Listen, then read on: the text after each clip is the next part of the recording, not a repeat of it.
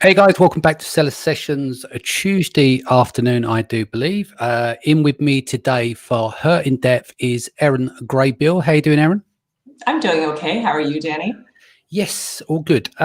Just a quick one. Just let everyone know what you've been up to this week. I'm just going to share to the groups and then we'll get into your story. Yeah, so this week, well, it's only Tuesday so far, has been doing a lot of planning for Q1, actually. I know it's like everyone's kind of in fourth quarter frenzy, but we started planning a little earlier this year, so it's already just trying to see post-Brexit with some pivots to strategy, how we are going to get into Q1, yeah.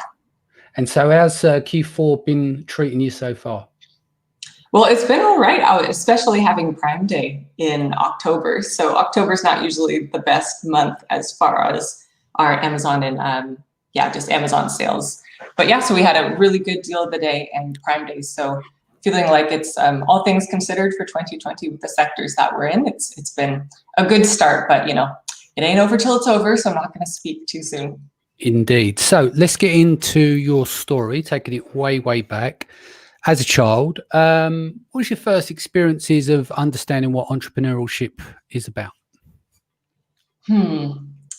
Trying to think. That's a great question. I think I have always had the spirit of entrepreneurship in my mind, where anytime I would create something, I was a very creative child, I would kind of think to monetize it.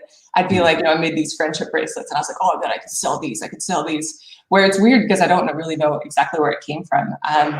I was a really curious child. I always wanted to know basically how the world worked, everything, every system, every question. That was like my first word was, what's that? And I would just point to everything. So I think it's like the more you learn about the world, like, you know, if I'd ask my mom, where's my dad? What is he doing? He's working. Why does he have to work? Oh, to buy you crayons. You know, so it's like you have to make the connection between everything. So I think I always knew kind of what made the world tick as far as like with the economics part of it, even from a small child. So that could be part of the reason why I would think towards monetization.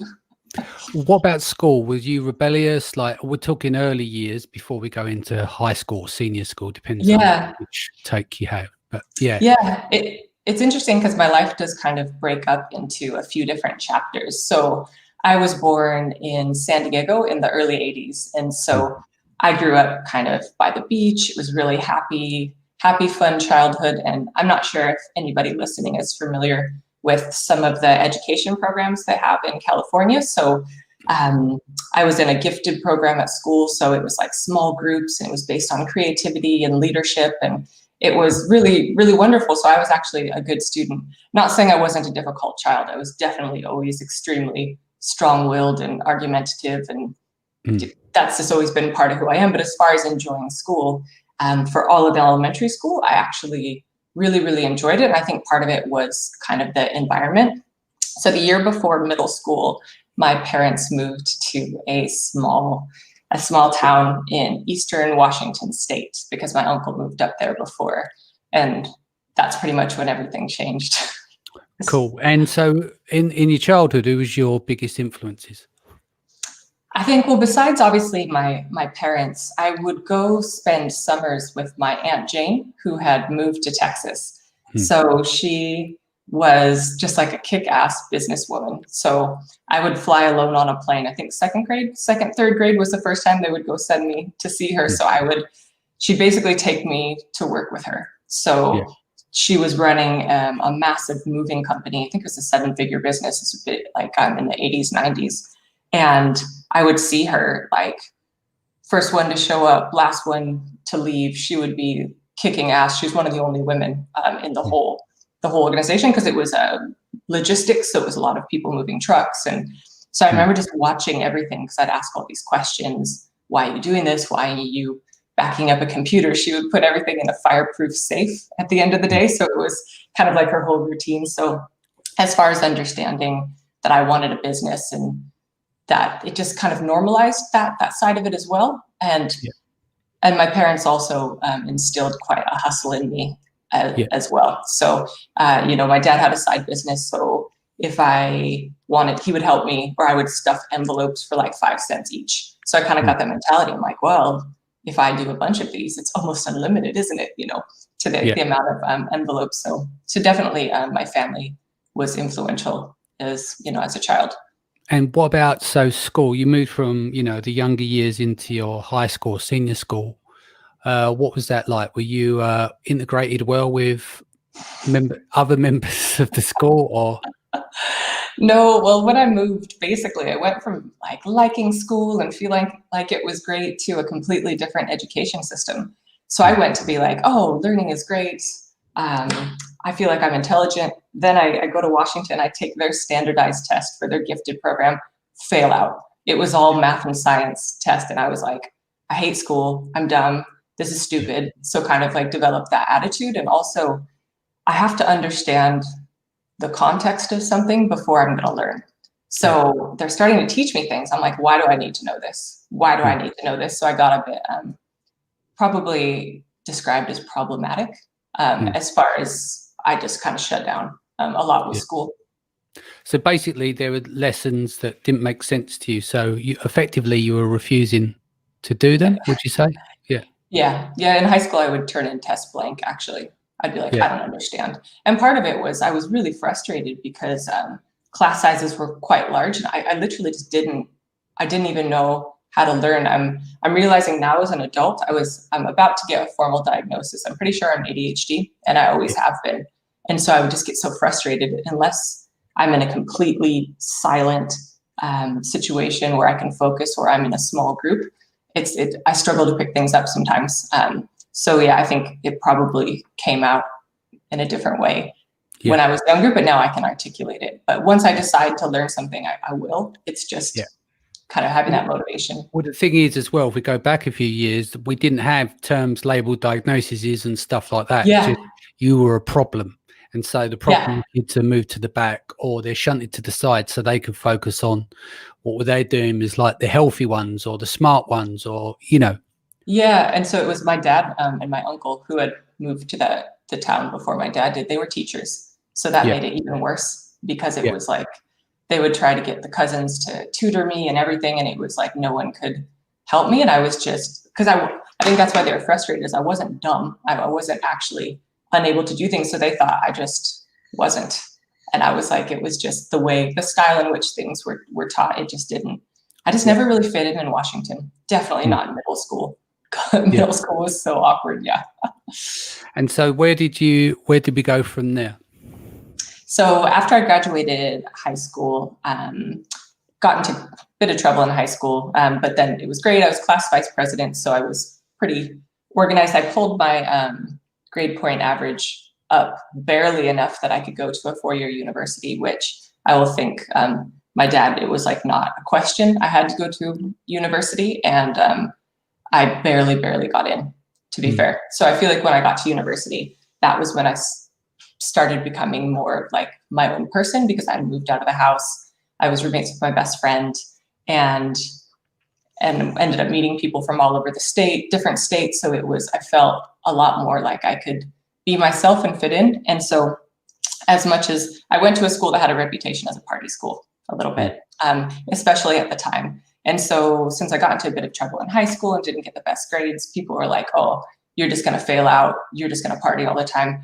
And I just decided, I'm like, no, I'm not going to do that. So I became hell-bent on, I'm like, I'm going to learn to study. I know I'm not dumb. I can do it. So I ended up finding study habits that worked for me, which was literally Adderall and no, I'm joking. No.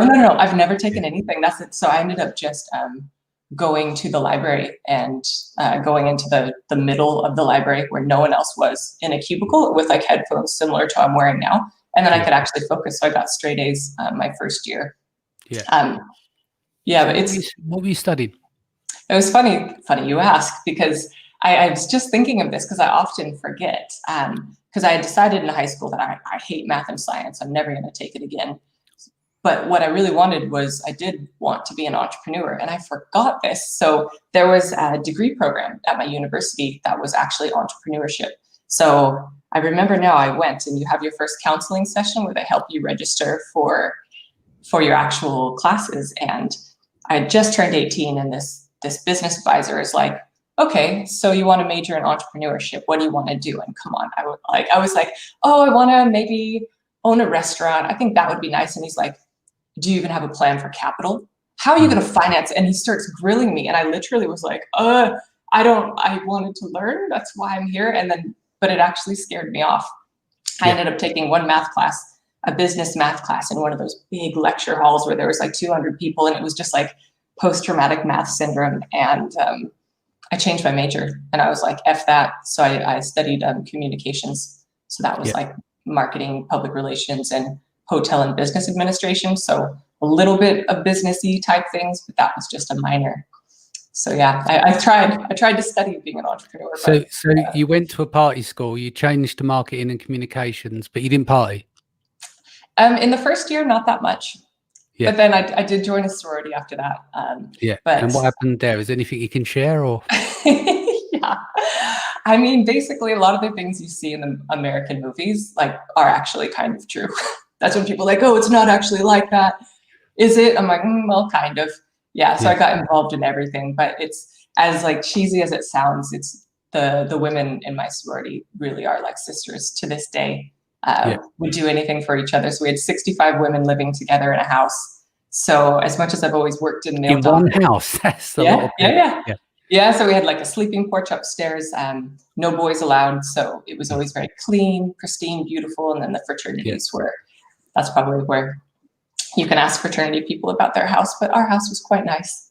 Excellent. But yeah, it was awesome. College was, or university, as you say here, but in America, college, best years, go Cougs. Where did you go from there? Did you graduated with honors or? Yeah, which is odd compared to where I was in high school. But yes, so I ended up having one internship in sports public relations, sports public relations, and this was live streaming media for sports. So I was assisting the head of corporate communication, and I was like, this is it. Like, I'm going to work here. Everything that my boss did, like I admired her. She was absolutely amazing. Lisa Amore, that was her name. And so by the end of my internship, I just thought, okay, well, I would love to work here. This would just be an absolute dream. But I remember at the end of the summer, she sat me down and she's like, oh, I'm actually leaving the company. And, you know, I was a bit naive. I was like, oh, what, why? And she's like, the promotion I wanted, I hired someone externally. And I was just like, are you kidding me? So in my mind, I was like, that is absolute BS, seeing everything that she does for the company and that the corporation would just like absolutely, loyalty is very important to me. So I think I had I had a bad taste in my mouth about corporate life. So I didn't pursue trying to work there or anything. So then I ended up applying, actually being a bit lost. I had one more semester left and I did not know what to do. So I had the grades, I had the activities, I had the resume, but like I didn't actually know what I should be doing. And so this is the odd thing, the person that hates math and science, I applied to be an investment advisor because I was like, one of my friends was doing it. And I'm like, well, they're willing to interview me, even though I don't, I studied communications. And so, yeah, it was a really interesting interview. He started asking me some questions. He's like, are you competitive? I was like, well, I've always played competitive sports. Yeah, I think I am. And then he started asking about grades. And I realized I'm like, that's part of the reason I liked getting good grades is because I could see everyone's student number and I could see where I stood compared to, I say, the competitors, which goes into probably some of the interest in Amazon FBA. But yeah, so I was like, well, I haven't taken that much math. And he's like, we can teach you, don't worry. He's like, you can learn. And so I was like, okay. So I accepted a position as an investment advisor, having not taken more than like the most basic math at uni. Took all of my securities exams and ended up teaching myself what I needed to know because I wanted to. And then that first job was probably one of the most formative few years of my life. Yeah. So how many years were you there? About 3 years. 3 years, and then I was headhunted to another one. So that was one thing that, since sometimes I struggle to learn certain concepts unless they're taught in a certain way, it's easy for me to teach things. So I can figure out something really, really complicated because I can pick it up. By the time I pick it apart and put it back together, I can teach anyone. literally anyone, because I know some of the difficulties that I've had with picking things up. The key learnings is auditory, kinesthetic, and visual, isn't it? And it's working to your learning style to understand, but not everyone teaches that style. They teach the style that how they learn onto others, and then they're missing out. Like you said, you can break down complex concepts, but there's some stuff that you won't grasp that are a lot more simple. So yeah, go on, sorry.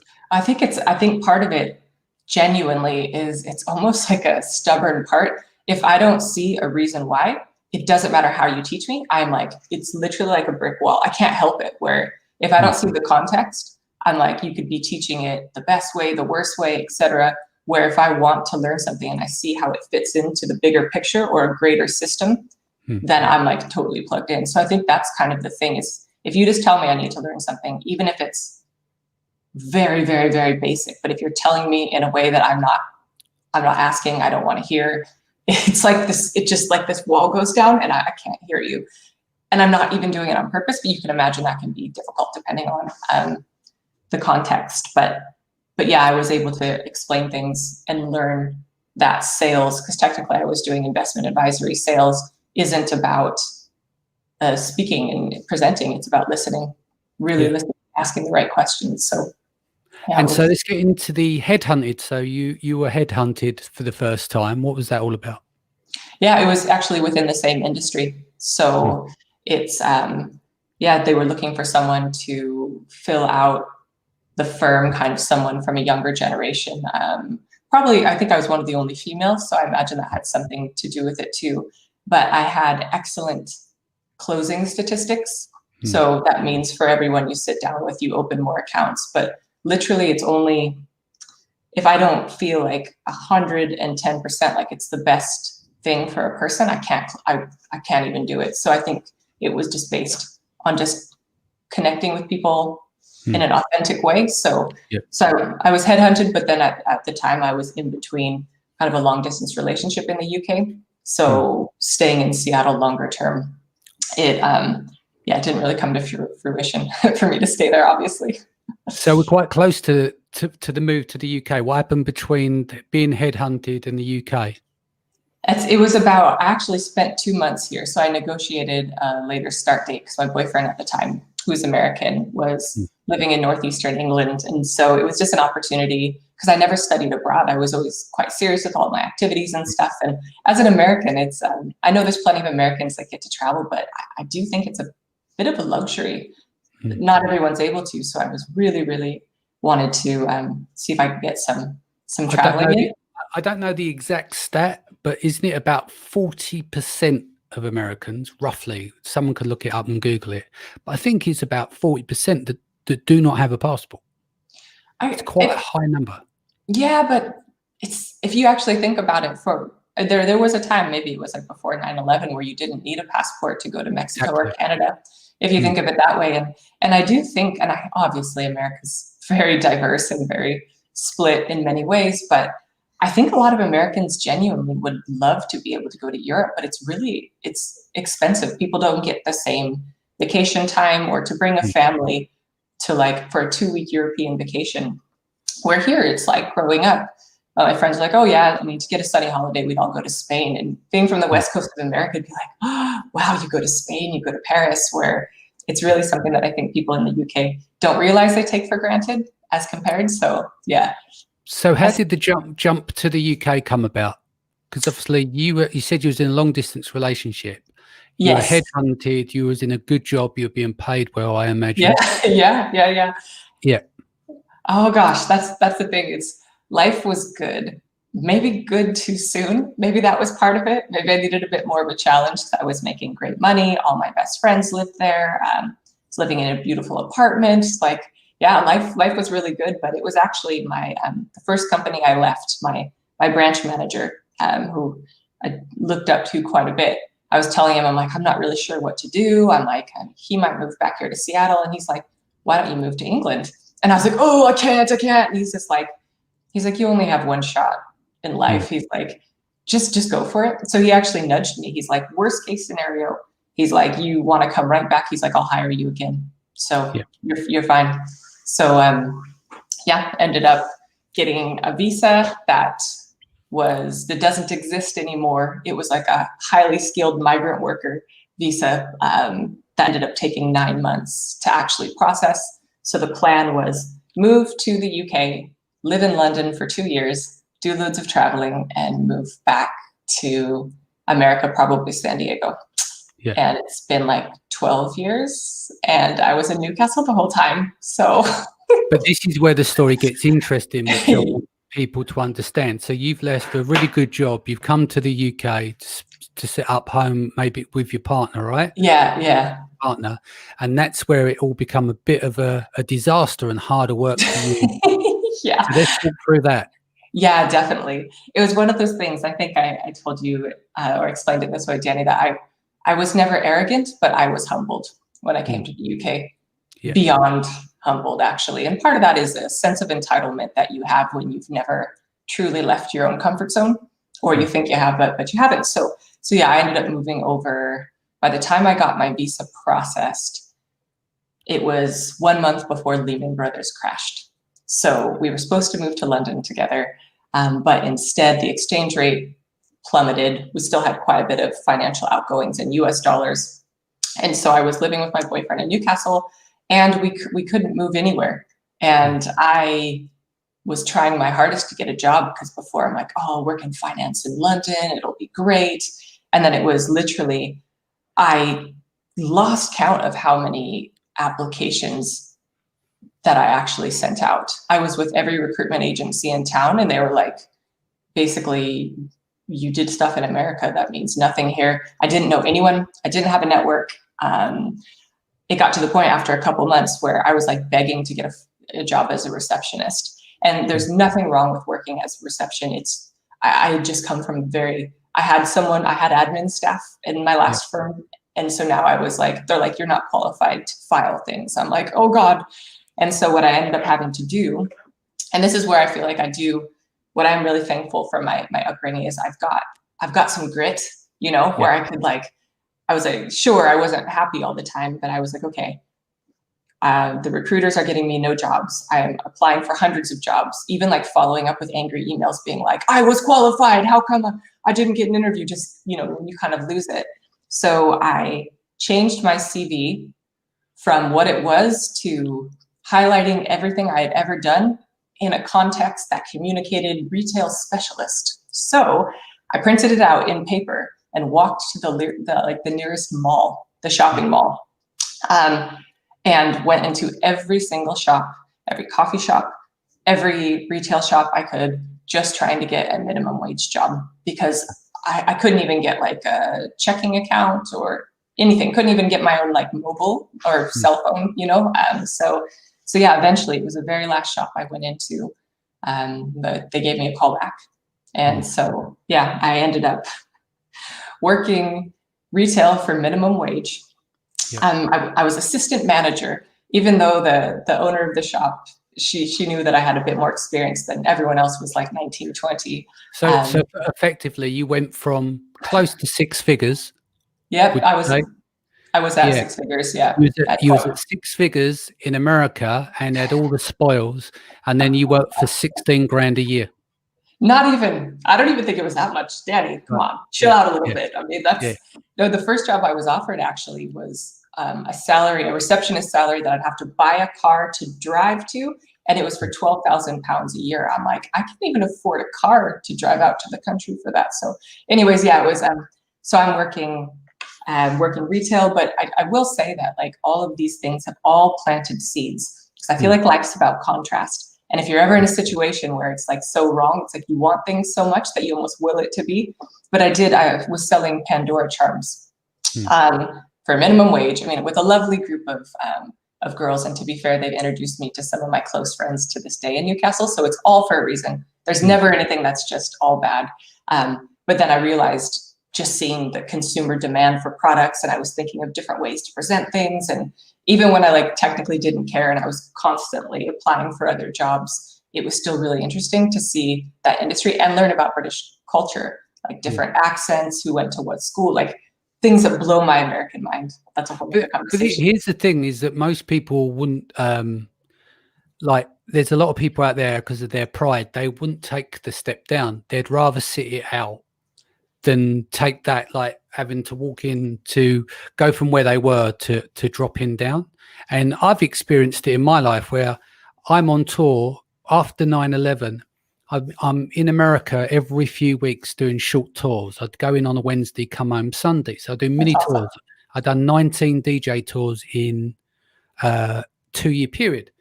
After 9/11, and I got dropped by Kiss because I lost my record deal, I literally got off a flight. My last gig I'd done in the US, I got about $2,000 for the gig on a Saturday night, because you got good wages on a Saturday, less on a Friday, less in. Okay. And then I went and worked to Ford's in Dagenham. My friend gave me some work so I could earn some money at £75 a day, working under trailers, repairing lights and replacing parts. So I had to go from what felt like up here, when you've got a dance floor in front of you and a couple of thousand ravers, to then go into onto site covered in shit in the freezing cold weather. But it needed to be done at that time. But I think that's where everything becomes like a humbling experience. For you. And it's the stuff that you learn. It's like, well, how do I climb out of this? Because you hate doing it. I don't know whether you enjoyed the job. I know you enjoyed the people around you and got good relationships. No, I would come home and cry. And part of that was like, I guess, my own sense of entitlement that needed to go, that I would like, because people would actually be really disrespectful. That's one thing, is even if I didn't want to work retail, I always treated everyone with respect. And if anyone's listening right now, is someone working retail, just be kind. So we had a lot of really aggressive people talking to you like you're dumb. And it obviously fed on all my insecurities, that I'm not good enough, I'm worthless, and so they'd say one thing and I'd go home and just cry. But then I just felt like I needed a job. I do have to work. I couldn't not work. And it was a lot of pressure on my boyfriend too, because he was working hard, and it wasn't a glamorous time for us at all as a couple. Yeah. And so through the retail, how long were you in that for? Well, when I got the job. We've got another part. Are you going to tell the story? Oh yeah. No, this is during it. So I told, she did actually offer me the manager position in the beginning. And I was like, this amazing woman, Jillian. I'm like, Jillian, I just have to let you know, this job is temporary because I'm applying for other jobs and surely I'm going to get one. Well, no, I didn't ever get one. So I was like realizing I'm making minimum wage. And it was kind of one of those things that one of the girls, because of course they're all like 19, was like, hey, I sold shots at Tiger on Saturday and I got 300 pounds cash. I'm like, 300 pounds cash? I'm like, okay. I'm like, do you think you can get me in there? And so this was me, like what I used to wear, like suits and, stroll downtown Bellevue, like as an investment advisor, that I was selling shots at Tiger. I did not make 300 pounds. Turns out I don't have the right vibe to make to get those level of tips. Yeah, basically, I'm just like, does no one want to talk about economics? I'm like, this is ridiculous. So and then I did actually also get a formal job at Tiger. A few months later, I thought I could be a cocktail waitress, because I'm like, okay, you make some money on the weekends. Like in America, you can make pretty good tips. And so I got hired as a VIP hostess, and I didn't know what that meant. And I actually worked with someone, I'm not going to say any names because she was lovely, who's now famous on Geordie Shore. So that was us working together. Yeah. So you were doubling shifts. So you're in, what was the retail? The retail job is it a Tiffany's that you were working? No, it was this is before there was Pandora shops. Oh, so Pandora, apologies. So it was a local shop. And what's funny is I worked part-time, and when I looked at the sales numbers at the very end, my sales numbers were actually the highest. I was like, I could sell, even if it was something that I wasn't super passionate about, because I'm just wired for customer service, where it's like, I'm going to do the job. I might hate it, but it's like it's a work ethic thing, I think. Yeah. And I was appreciative. You've done the double shift on those, and then where did you get your break? Where did you go from there? Oh, the break, Danny. Come on, you think we still got more to come? I've lived a lot of life. I'll try to wrap it up, but no. So it was. I brought my dog over from America. That was like my heart, my life. Love my dog. So I'm walking my dog, and I'm like, I walked past Newcastle Business School, and I was like, hey, maybe I'll get a master's. I was like, because I've always been really passionate about economics. This is like when I was an investment advisor, and I got into some like libertarian things, and I was curious about Austrian economics, and I was like, well, I'll just apply to get a master's, and maybe that'll be something. So I ended up, yeah, they rejected my application the first time, but I think it was an accident, so I had to go fight that. So I got a master's at Newcastle University, and that was another thing that was humbling too, because this wasn't in America where I'm like in a sorority and I have loads of friends. This was international economics and finance, and I was the only non-Chinese female in a cohort of 200 students, and there's nothing wrong with that. But as far as feeling a bit like you don't fit in, even more so. So there's a small handful of European guys that ended up being my people I hung out with. I had some good Chinese friends too. We sat in the front, but I had to actually teach myself calculus. So that's just an example where I can, because I was like, come hell or high water, I'm gonna learn math. And actually, I will say, I got over it. I was like, it was just kind of finding the right teachers and the right way to teach myself. So ended up doing well in that. And then all of my friends from, this is all me feeling sorry for myself, is everyone that I graduated with went off to London. There's one in Luxembourg, Switzerland, doing all these like sexy jobs. And at the time I was, I think was I engaged at the time. And my fiance had local businesses here in the Northeast. And so I couldn't leave. Really? So I was still trying to apply for loads of jobs. And here I am again with, I'm like, so now I've got a distinction. I did really well in this master's, and look at me, I'm finally going to be wanted by, these jobs. Could not even get an interview. P&G was the closest one. That was going to be it. I was going to work at P&G. Didn't get that either. And so then ended up stumbling into a job at Newcastle University in academia. So did that for like 3 years, and I'm going to be as politically, it wasn't a good fit. It really wasn't. I did my job, but working in academia was very difficult for an entrepreneurial type. Yeah, and it's full of red tape as well. And it's like my first manager, I'll never listen to this, but I mean, I think our relationship blew up within 2 months. I think he like stormed out of the building, and then they moved my desk to someone else. Like I tried to go on a leadership training because I'm like, it was for young career academics. And I was like, I tried to go on the training, and he's like, in front of the whole office, I remember this. He's like, why would you want to go to leadership training? I was like, well, because I would love to like have a team, maybe lead my own research. And he's like, you will not be a leader for 15 to 20 years if you're lucky. He's like, you know what I would do if I were you? Do you know? I would sit at my desk and be better at my job. And I was like, whoa. Red rag to a bull. Yeah. I know, but literally, again, I couldn't, because it was a job and we needed the financial security at the time.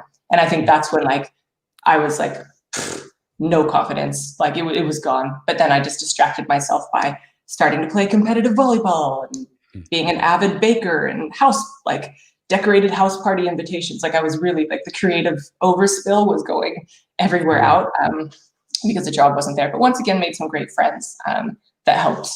Obviously, good friends make any job so much better. So thankful for that. But yeah, so that was that chunk. So we're on the move. Where do we go next? Well, almost to the business, but it's related. Okay. So I ended up applying for a scholarship to study a PhD because I was like, oh, it'll be something I'm more interested in. Super long story short, I ended up getting it. And so this was 2014, and the scholarship wasn't that great. And I was complaining to one of my friends that I'm like, oh, I just miss not making as much money, blah, blah, blah. And she just looks at me and she's like, why don't you make more money then? And it was like something about that moment that I was like, quit your bitching, Graybill. And so then my husband at the time for the last year had started dabbling on the side with Amazon FBA. And he kept saying, it was 2014, geez, everyone's like, oh, could you go back to that time? He'd be like, you should try this, you should try this. And I'm like, I'm too busy playing volleyball. No. And so finally I was just like, I go into his office and I'm like, hey, I want to learn how to do it. So I think it was like Amazing Selling Machine, or I watched like 2 modules and then decided the end of October. And then 1 month later, I had already sourced my first 2 products. I used my credit card and my ISA. So this is the first month of my PhD. And so December 2014, in those 2 weeks, I sold out of my little batch. And then that was supposed to be my money on the side. But instead of keeping it, I was like, wait, if I put it back into the business, it can grow even more. So that's how the whole journey started. So can you name them products now, or are they still in the catalog? Or actually, yes, there's one, the original ASIN should still be there. So I chose 2 because I went in very much with an economist head. Like this wasn't about like brand building or anything. I was like, look at keywords, see opportunity. So I picked 2 different niches. One, men's wallets, and another cosmetic accessories. So I was like, one for men, one for women. I'll find some things that work. And so yeah, it was. There's actually, to be fair, the ASINs have been changed, but the first 2 ones are still technically going. But that's when I realized where the real passion was, especially on it was professional makeup brushes. I had some skin concerns at the time, and I didn't know much about makeup brushes, but I wanted them to be better. So I ordered 200 units. A supplier gave me kind of some leftovers that they had, and I kept 10 of them aside, and I didn't sell them. Instead, I gave them to 10 people that knew a lot about makeup. And I was like, tell me what you don't like about them. And they're like, wait, don't you mean like say what I like? And I'm like, no, don't waste my time with that. I was like, tell me what you don't like and I'll make it better. I'm obsessed with customer feedback. And so I guess if you look back and you're like, geez, because that's what my husband at the time was like, he's like, but they sold. So why don't you just sell more? I was like, they're not good enough. You know, I didn't want to sell anything that I wasn't proud, that I wouldn't like not want to admit that I sold it, you know? So I had to become an expert. So that's how it pretty much started. And I was part-time for a couple of years after that because I was still doing my PhD. So yeah, that was how. So did you have any early failures? Did you have some that just went sideways? Yeah, I think part of it is I didn't go that hard because I was all self-funded, like I said, credit cards and ISA. So I think I got kind of lucky. Like one of the first products, there was 9 different like versions of it, but it ended up being actually our hero product to the day. So definitely there's a couple other ASINs that have been kind of phased out, but more just because they didn't have the velocity. But there wasn't one that I was like completely lost. Every time I would do a new one, I'd be like, okay, if I had to sell it at cost, I had no overheads. This was me not even paying myself. So you're in a slightly different situation with that. And we all remember those days. Launching was different. I think I threw PPC on auto and had like an ACOS of 20% and just did, that was, it was a little bit easier back then. But I did have one situation where I got suspended.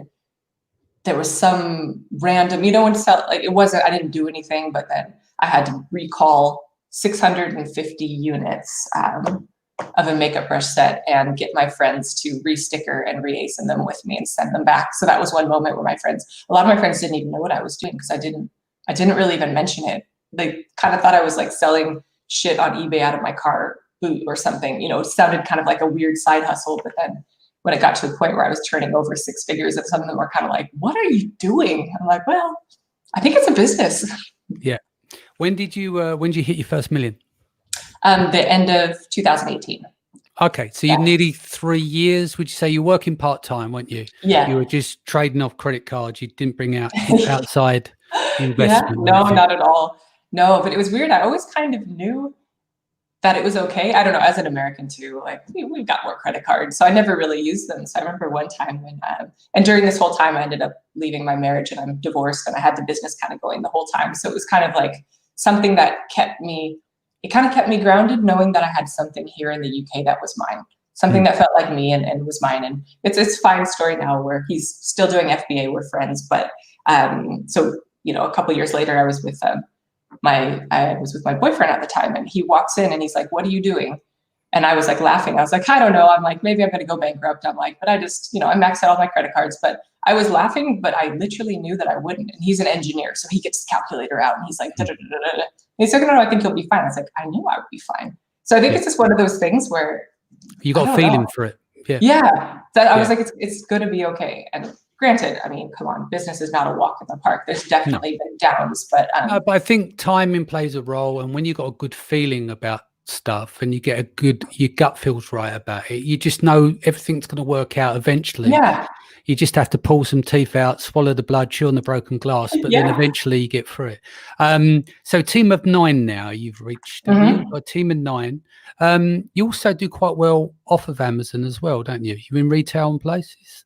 Yeah, well, it's like online retail and it's all Yeah. export actually. So that's another thing. I think being foreign myself here in the UK, I've always been so curious about how the world works. So any opportunity for export, I'm not afraid of it because I'm like, oh, why not? Because I'm even like an export being here myself. So yeah, I've got pretty good B2B contacts in Northern Europe, Scandinavia, which was like a dream. And that's all on the Nure brand.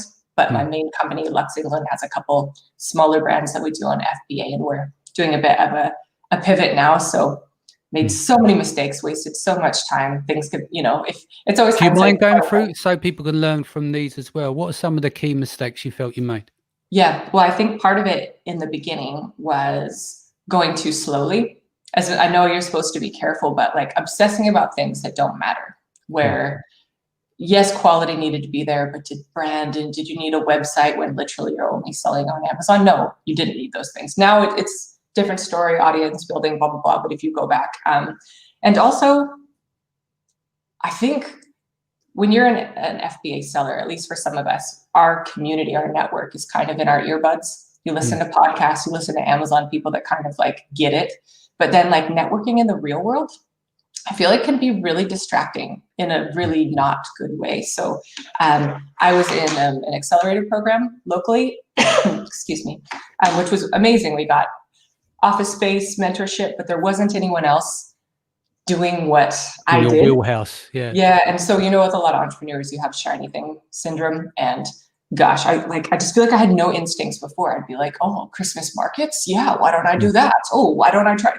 No, what I should have been doing was doubling down on what was working, So I think that's kind of the frustration, is that before you jump to the new thing, have you done everything possible? And I still obviously have to give myself this advice, Danny. I think you gave me this advice last week when I asked your opinion on something, but it's more of, or like spending too much time doing social media with absolutely no strategy at all.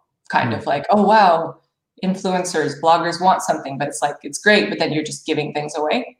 So wasted a lot of time building a brand off the back of a product without the brand having like a vision. So I basically like wound it back up in a lot more of a strategic place. This year has actually been super awesome strategically, as difficult as it's been globally. So you plan at some point you'd like to get yourself an exit, some legacy money? Oh, I have not thought that far. There's part of me that just really loves running the company. And I do feel like this is what I'm supposed to do. Building a team has been the most rewarding thing ever. And it's actually something I did not want before I had one at all. I was actually the opposite. Didn't like the idea of managing someone and having my success contingent on if they show up or not was like, oh, but now it's like absolutely the opposite. So as the team grows and we're starting to work more collectively, so maybe someday, but there's a lot more to do, a lot more things I'm really excited about before I would even consider that. What was your darkest hour just before dawn? I would say it was at the end of 2018, actually. So this was when I had a couple years in the business where, I went full time and I'd really gotten myself pretty isolated, because you find sometimes when you really step into your like entrepreneurial purpose that it's kind of a lonely game, and you kind of seem insane to people that you potentially had more in common with before. So I was a bit isolated from everyone and worked all the time and was really kind of feeling like I didn't belong anywhere. Like I was never thinking like really, really dark thoughts, but kind of like I'm different from everyone. As a woman, as an entrepreneur, as a friend, like I felt like really just kind of alone. Just hit 7 figures, and I'm like, if I doubled this, I'll burn like myself out and my team out. Where I've some Madalena, who you've met, is like the most loyal person ever, and I'm looking at we're working all these hours. So I was really, really, really probably the lowest I've ever been at that point, even though on paper I'd be like, oh yeah, 7 figures, great. And then I ended up going to a conference in America, which was like, I just decided to go and saw Alex Sharfin speak actually. And it literally changed my life because he was talking about the entrepreneurial personality type and how there's a lot of people like us that we can't switch it off and we have to keep going. And I think he talks a lot about neurodiversity, but he doesn't use those words, kind of the same way I struggled in school. You know, I was stubborn and I won't let things go, but that's on the flip side, that can be your superpower too. So I ended up joining his coaching program, and it literally has changed so much in my life for the positive, because I was at rock bottom. Even though you wouldn't be able to tell seeing me at all. It's a bit like quite vulnerable for me to say that I was absolutely rock bottom at the end of 2018, and that was a turning point. Yeah, for sure. Well, I'm glad you turned that corner. So you, I mean, I think a lot of slack comes in for coaches and stuff, our mentors, because obviously we work in a space where there's a lot of people are selling their wares, aren't they? And some are doing it like with integrity. There's a lot that don't either. So I think it's interesting you just said like doing the coaching was actually a life-changing moment, because it's not for everyone, because not either people don't put the work in to make the changes. They get the person, they get the inspiration don't last because they don't have the discipline to do the work. But then you get the people that get ripped off and charge lots of money because the coaching call can be really expensive, because that coach has been taught by another coach to say you need to put your prices up so people value you more. So then you're paying out all this money and so. Oh no, this is actually like, I'm not, I had been with a coach before that I've had ones that didn't work out also. So that's what, if anyone's hearing this, it's like, it has to be the right place, right time. And intuitively it has to really feel right. If something is like, oh God, even if you're wondering a little bit, but you got to put in the work. It's like anything else. You can have the best personal trainer in the world, but if you're literally not going to get off the couch, then nothing's going to happen. But I think it was just the pain points he was describing were everything that I was dealing with, is that I felt overwhelmed, chaos. It's like, I can't turn it off. I have to keep going. And then I need a team to support me, but I'm going to burn all of them out. I just felt like I was like this hurricane. I mean, I think I had like 10 people, 3 placement students, but like didn't even know what everyone was doing. And like, just thinking about it now gives me like a physical reaction that I'm like, oh, I can't even handle that. So it's like, and we were able to pivot through COVID, everything, because we have systems, we have meetings. I had 10 people on the team. We had never had a meeting together at this time. Never. No. Like, someone walked in, it's like, so what do they do? I'm like, you should ask them. I'm like, I think it's on Instagram. I mean, I'm embarrassed to even say, I'm like, we're all just doing stuff, you know? And so it just wasn't. And so what was the impact of COVID on your business? Well, so we haven't completely seen, because part of it is we've pivoted, but being obviously digitally native. So even our B2B is like a e-commerce customer per se, not brick and mortar. It's been a pretty good year, not huge, not like doubling it from last year. Well, actually we might, it depends at the end of December. But so in the beginning of lockdown, especially since we were doing pan EU, we have quite good reviews and listings and some brand awareness in Europe. So we had some really, really good months in around end of March, April time. So, but then at the same time, we've also really lost a lot of money on freight, those types of things when we have to deliver orders. So not saying it's been like all benefit, but it's been good, because we've been able to maintain our strategy, because all of the program, like this program teaches us when to have meetings and all these things, where we just do it on Zoom now.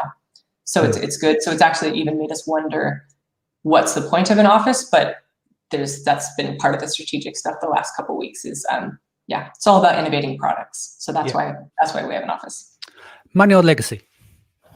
I can't really break the two apart, because I think if you focus, break it out. Because I think if you start from the very beginning, actually, this is something that Alex Sharfin taught me, that he's like, if you just from the very beginning, just think about legacies, like until you've built your fortune or your wealth, you don't have the leverage to leave a legacy. And this is where I'm thinking big legacy, or like changing society, charities, that kind of stuff, where could be a different question if it's just for your family. So I just think if you are building a thriving business, that of course legacy would be part of it.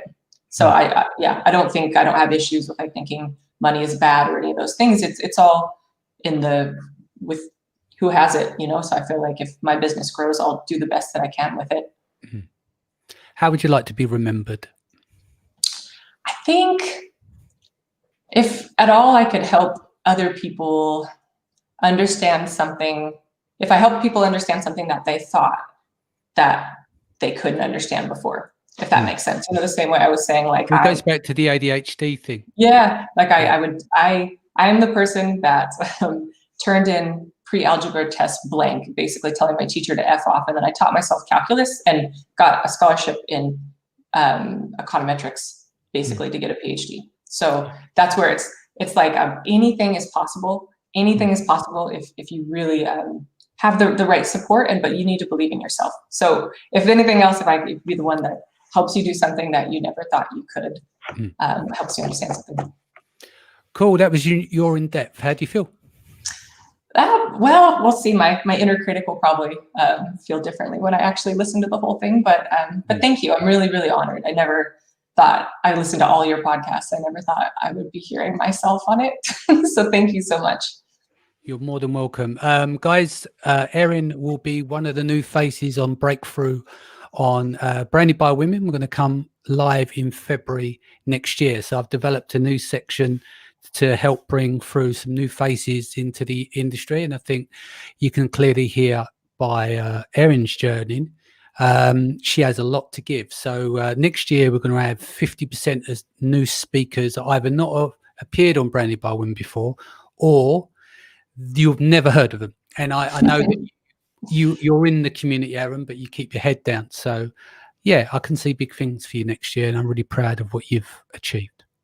Oh, well, thank you so much. It means a lot. Really humbled. What's the best way for people to reach out if they want to contact you? Probably I'd say my Instagram. So it's just Erin.Graybill. Pretty phonetic. So yeah, I think that's probably the best way. Cool. Guys, thank you for joining me. Take care of yourself and your family. As always, I'll be back here tomorrow at 4 p.m. BST. Take care.